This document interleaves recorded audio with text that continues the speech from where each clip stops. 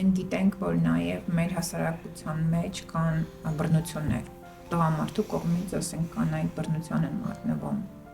Ինչ խորհուրդ կտաս Ռիփսիմե ջան այդպիսի կանանց։ Պետք է մնան հանուն երեխաների, թե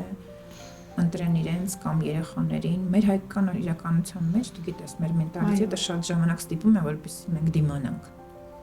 Արդյոք ճիշտ է դիմանալ։ Ոնց ես դիմանում, որ օրինակ ես քեստեցի։ Ես մի բան ասեմ։ Չէ, ուղղակի կարծիք Ես չեմ պատկերացնում։ Ձեզ չի վերաբերվում։ Ես չեմ պատկերացնում այն կանանց, ովքեր որ բռնության դեպքում ապրում են Չէ, տենց ես չեմ պատկերացնում ոնց են ապրում այդ տղամարդու կողքին։ Հանուն երեխաների, բայց չէ որ այդ երեխաները երջանիկ չեն։ Իրանք ինչ են տեսնում, ինչ են սովորում այդ ընտանիքում։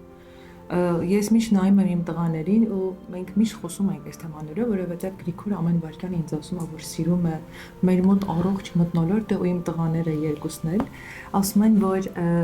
մենք երբ որ ամուսնանանք, մենք պետք է պապայի նման սիրենք մեր կողքի կնոջը։ Դա երջանկություն է։ Եվ մի բան էլ, ես երբեք չեմ ընդունում մեր չիտաղու խոսալ։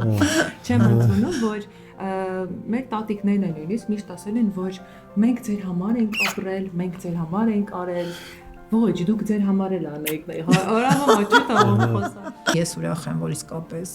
քո տղաները ապրելու են այդպիսի իրականության մեջ ու ձեզանից օրինակ են վերցնելու, թե տղամարդը ոնց պետք է վերաբերվի կնոջը, որովհետև կինը ինչպես կատվի նման սիրում է, որպեսզի են քնքշորեն մոտիկանան, գուրգուրեն եւ Գրիգորը դա իսկապես անում է, ես գիտեմ, տեսել եմ 1000 անգամ եւ գիտեմ ինչպես է նա քեզ սիրում, նորել արեց։ Ու այդ կոնտեքստի մեջ չպետք է մտնել, մի քիչ ավելի լուրջ էինք ուզում խոսեինք, բայց շատ ուրախ եմ, որ այդպես ստացվեց։